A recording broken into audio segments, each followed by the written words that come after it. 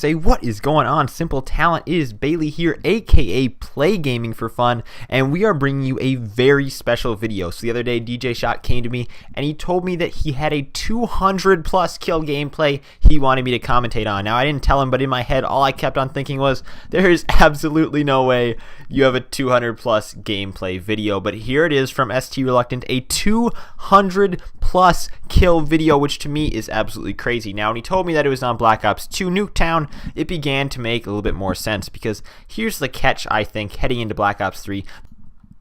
It's simply that people don't want the exo abilities. Now, there's also a group of people out there who want exo abilities. If you've been playing a lot of Advanced Warfare, if you've been going hard at it, you're playing competitively, you have obviously adjusted a lot to the exo movements. You've gotten used to the way it moves around, and you've basically used it to your advantage, to the point where when I go back and play Black Ops 2, even though I'm not a super good Advanced Warfare player, I play Advanced Warfare way more than Black Ops 2. When I go back to Black Ops 2, I have started my matches, like after I've came back from having not played in like a week or two, been playing Advanced Warfare the whole time, and I will come back and I will be trying to like double jump, boost off that spawn, and it doesn't work because obviously it's not there. Now, the people who want, the classic Black Ops feel, I'm sure Black Ops 3 will once again have the classic playlist. The only problem is nobody actually uses the classic playlist on Advanced Warfare. I've used them, and to me, the fact that the classic playlist exists is a tedious part of designing the maps in the game. So basically, if you're playing core game modes, if you really stop and think about it, there's ladders and there is other ways of getting up and down things, mostly ladders, all over the entirety of every single map of the core gameplay. Now, those ladders never get used. Nobody uses a ladder. Everybody boost jumps on top of everything, so what's the point of having a ladder? Well, from the perspective of the game designers at Sledgehammer, obviously the point of having the ladder was to have the classic game mode there. So by having the ladder and having to make, those, it seems like a small adjustment, but if you really stop and think about the number of ladders on every single level that go unused constantly, it's actually an astonishingly lot of work to include all of those ladders. So why did I make a commentary that's so far all about ladders? Well, it just seems ridiculous to me, the fact that I've talked this much about ladders. So we're going to jump off the ladders and move on to another subject.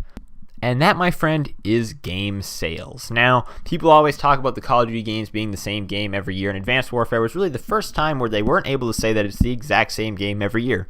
Instead, with Advanced Warfare, they were able to say the exact same game as Titanfall, which didn't make much of a better case. But with Black Ops 3, the critics are going to be out there and be saying it's the exact same game as Advanced Warfare. So how is Black Ops 3 going to pull all the sales? Well, I think that the sales on Black Ops 3 are going to be some of the highest that we've seen in a while. Now, you're wondering, what is my logic behind thinking that?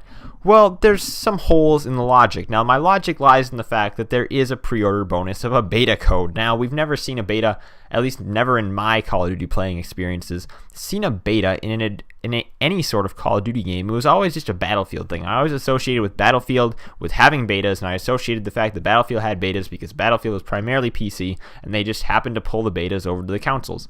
Now, the fact that there is a beta on Black Ops 3 is a big deal to me. I don't feel like it's as important because I've never seen a Call of Duty game really launch with quite anywhere near really the rockiness that Battlefield 4 did. So the fact that there was a beta on Battlefield games is to me pretty important based on the rockiness of the Battlefield 4 launch, even though there was a beta for that game. So why do I think that pre-orders are going to make a difference in the sales? Well, the catch-22 here is it's not really going to help in the end. All sorts of people are giving away these beta codes, and the reason why they're getting the beta codes in the first place is because they're pre-ordering, obviously. But the truth of the matter is, are all those pre-orders going to get picked up on the day that the game comes out?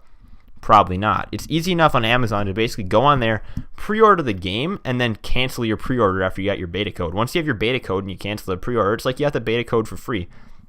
To me, that's confusing about the fact that everybody is all up in arms, trying to grab beta codes. Somebody basically tweets out on Twitter, they're like, I got a beta code to give away, retweet to enter, and like 100 people retweet you in a minute, even if you're like the most unknown person on Twitter ever.